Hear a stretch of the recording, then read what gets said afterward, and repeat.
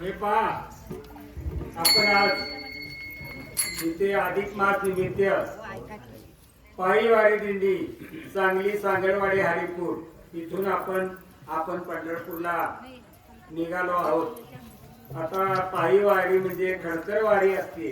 आता ही खडतर वारी आणि त्यामध्ये काय झालेलं आहे, उन्हाळा एवढा भरपूर वाढलेला आहे। त्यामुळं लोकांचे इकडचं पाणी तिकडचं पाणी, मग माणसाला काय होते, गार पाणी प्यावंच वाटतंय।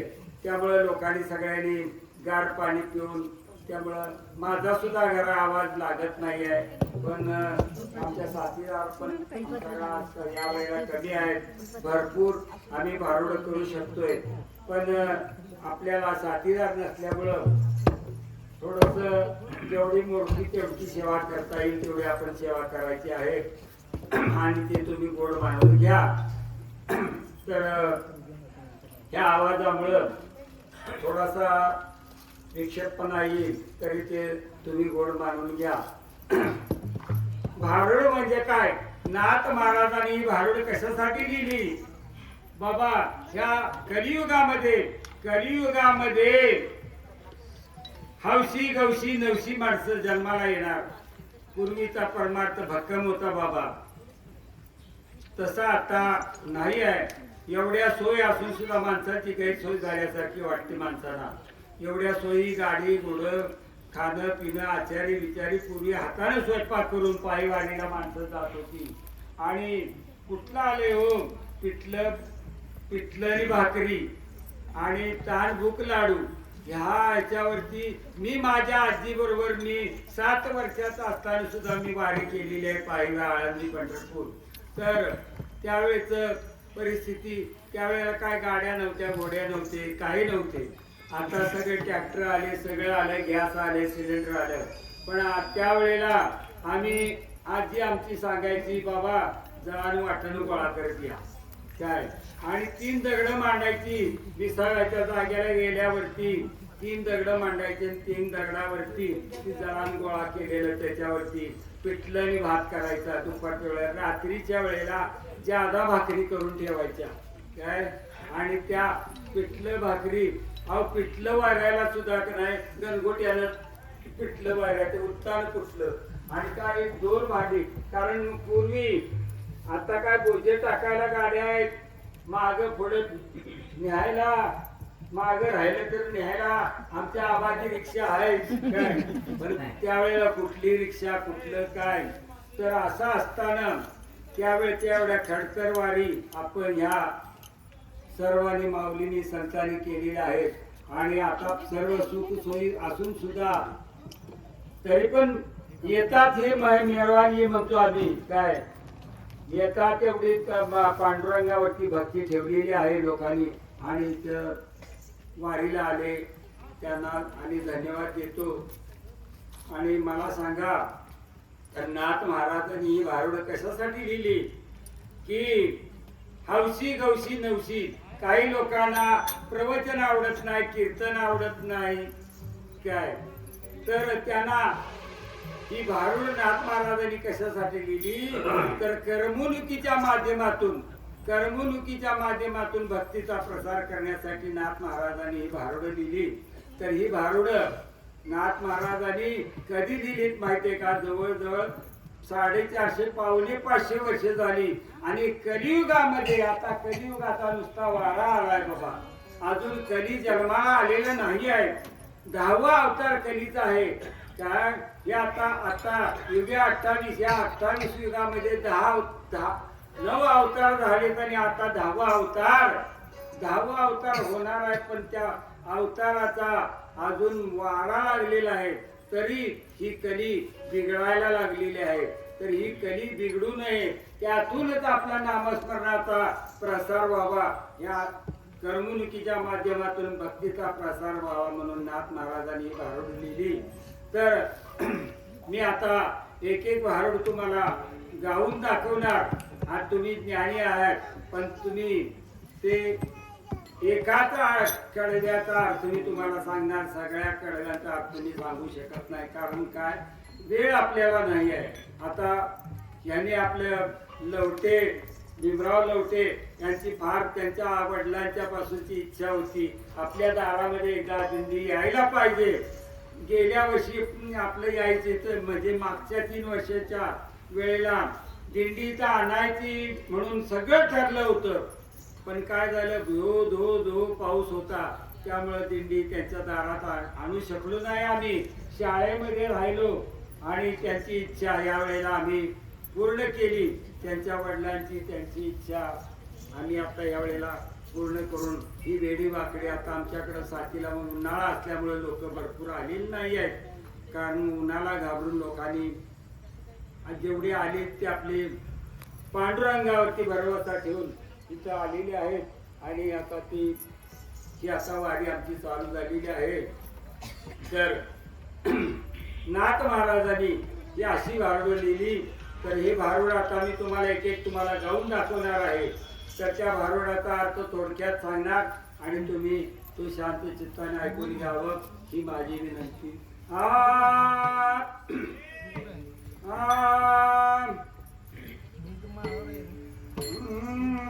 आव्हा निघाली निघाली निघाली पंढरपुरा. आव्हा निघाली निघाली निघाली पंढरपुरा. आव्हा निघाली निघाली निघाली पंढरपुरा. निघाली निघाली पंढरपुरा.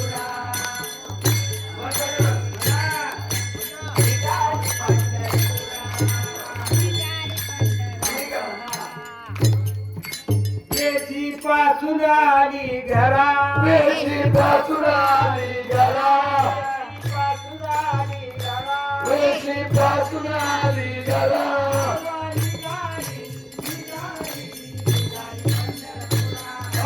निघाली निघाली निघाली पंढरपुरा. निघाली निघाली निघाली पंढरपुरा.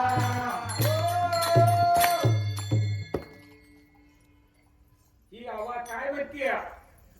ही आवा म्हणजे कोण? ही एक प्रापंचिक बाई. ही बाई हिचं नाव भागूबाई आणि तिची मैत्रीण जनाबाई. जनाबाई ती शेजारी त्या भागूबाईच्या शेजारी राहत होती आणि ती बरेच वर्षी त्या भागूबाईला म्हणायची, भागू मावशी भागू मावशी तू माझ्या पंढरीला एक वेळ तरी ये. पण ही बाई प्रपंचाला एवढी चिकटलेली होती काय तर तिचं वय बघा 55-65 वय होत. ती 10 वर्षाची असताना नांदायला आली आणि तिनं 55 वर्षे प्रपंच केला तरी पण ती प्रपंच सोडायला तयार नव्हती. पण असू द्या, पण ह्या जनाबाईनं त्याच्या माग लागून तिला एक वेळ पंढरपूरला न्यायसाठी भरपूर प्रयत्न केला आणि शेवटी ही भागू मावशी एकदा पंढरपूरला जायला निघाली. पण तिचा जीव कसा बाहेर पडताना जीव कसा होतोय ते ह्या भारुडामधून सांगितलेलं आहे. म्हणजे हा जीव किती प्रपंचाला चिकटलेला आहे या भारुडातून असा अर्थ सांगितलेला आहे. काय की माणसाला अध्यात्माकडे ओढ नाही आहे पण प्रपंच बघा तुम्हाला सांगतो आपोआप होतो पण परमार्थ करावा लागतो. परमार्थ केला तरच परमार्थ होतो. प्रपंच करायला वेळ सुद्धा प्रपंच करते. काय का होईना गोळा करून आणून वेडा मनुष्य सुद्धा प्रपंच करतो बघा. त्याला शिकवायला लागत नाही. पण परमार्थ तसा नाही. परमार्थ ही सुळावरली पोळी आहे. तर ही पोळी खायची म्हणजे नशिबात असली तर आपल्याला खायला मिळेल. म्हणून नाथ महाराजांनी काय सांगितलेले, आवा निघाली निघाली निघाली पंढरपुरा. आवा निघाली निघाली निघाली पंढरपुरा. वेशी पासून आली घरा. वेशी पासून आली घरा. वेशी पासून आली घरा. आवा निघाली निघाली निघाली पंढरपुरा. आवा निघाली निघाली निघाली पंढरपुरा.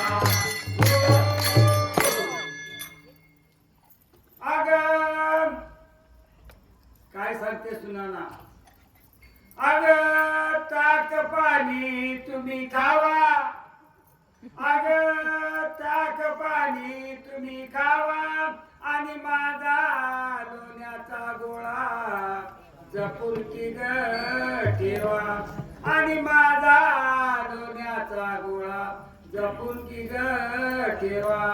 आवा निघाली निघाली निघाली पंढरपुरा, आवा निघाली निघाली निघाली पंढरपुरा. पासून आली घरा वेशी, पासून आली घरा वेशी, पासून आली घरा वेशी, पासून आली घरा. आवा निघाली निघाली निघाली पंढरपुरा, आवा निघाली निघाली निघाली पंढरपुरा.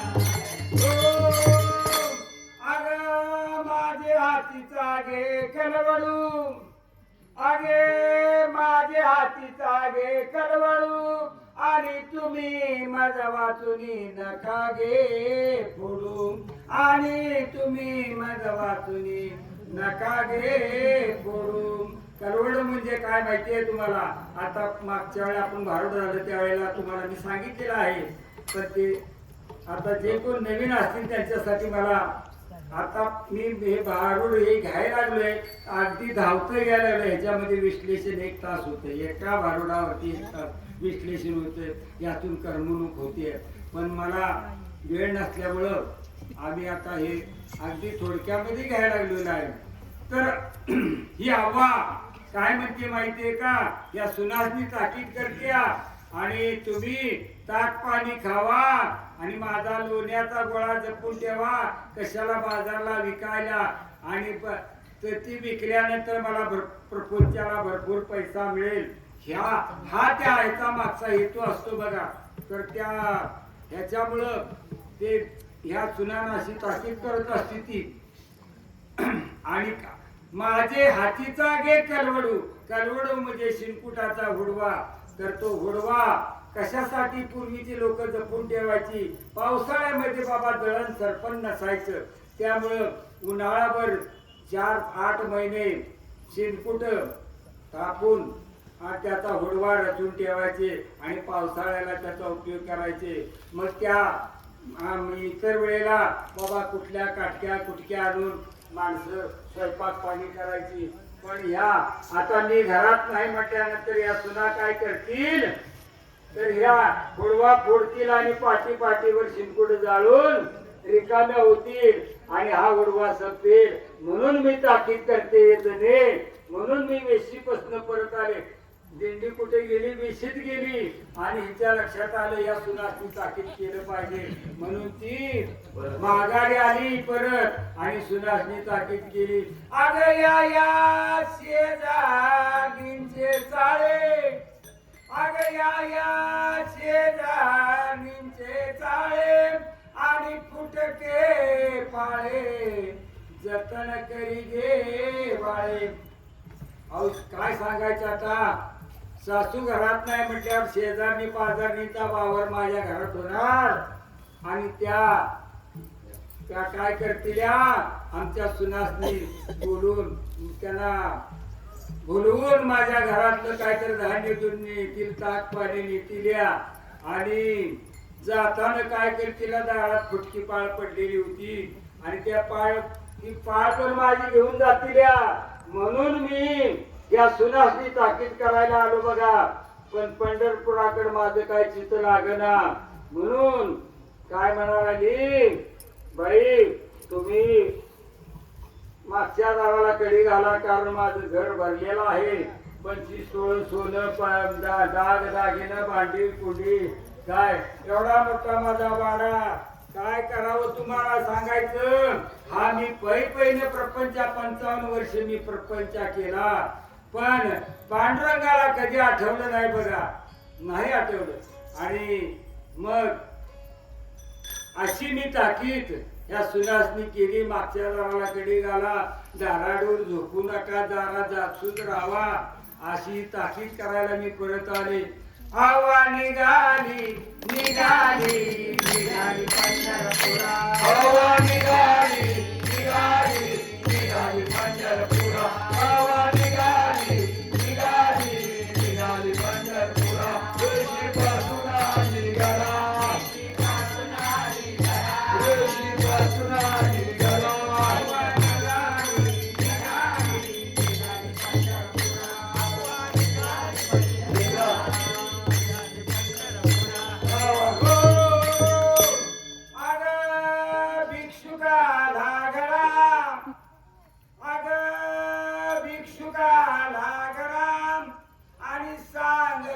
सासू गेली पंढरपुरा आणि सांग सासू गेली पंढरपुरा.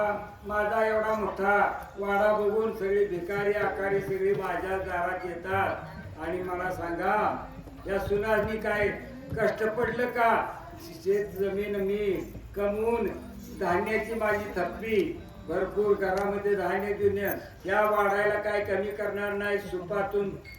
सुपाने भरून दान करतील आणि मी आल्याशिवाय कुठल्याही भिकाऱ्याला काही वाढू नका. आणि त्यांना तुम्ही सांगा सासू आमची पंढरपूरला गेल्या तुम्ही परत या. असं ही ताकीद म्हणजे किती हा जीव किती प्रपंचाला चिकटलेला आहे. असं करून एकदा शेवटी सासूबाई या काहीतरी सुनासनी सांगून ताकीद करून पंढरपूरला निघाल्या. पंढरपूरला निघाल्या जाताना त्यांनी आपलं पूर्वीचं खाण्यापिण्याची सोय करण्यासाठी तिने आपलं गठुळ्यामध्ये एक रव्याचा लाडू चकली चिवडा वगैरे असं सगळं घेऊन काय त्या निघाल्यात पंढरपूरला जनाबाई. आणि मग त्या एसटीनं न जाता पायीवारी म्हणजे पैसे वाचवण्यासाठी हा प्रपंच असा वाईट आहे बघा. त्या पैसे वाचवण्यासाठी की एसटीनं जायचं ठरलं, चालत जायचं ठरलं. चालत जाऊन त्या पंढरपुरामध्ये पोचतात आणि पंढरपुरामध्ये गेल्यानंतर त्या पांडुरंगाला काय म्हणतात तेव्हा म्हणजे जनाबाईलाच म्हणते ती की मी जर ह्या तुझ्या पांडुरंगाला नवस केला तर पांडुरंग तुझा मला पावेल का? आणि मग ती जनाबाई तिला सांगत असते की बाबा माझा पांडुरंग सगळ्याच्या नवसाला पावतो. मग ही त्या पांडुरंगाला नवस बोलती माझा म्हातारा आजारी आहे तो उठून खणखणीत होऊ दे आणि तो काम करू दे. काय काम करू दे म्हणजे सांगा म्हातारा माणूस सुद्धा अजून उठून काम करावे आणि या प्रपंचाला भर व्हावी ही ह्या जीवाची एवढी अशी इच्छा असते बघा. काय म्हणजे हा प्रपंच संसार दुःख मुळा चौकाड्या विंगाळा. संसार दुःख मुळा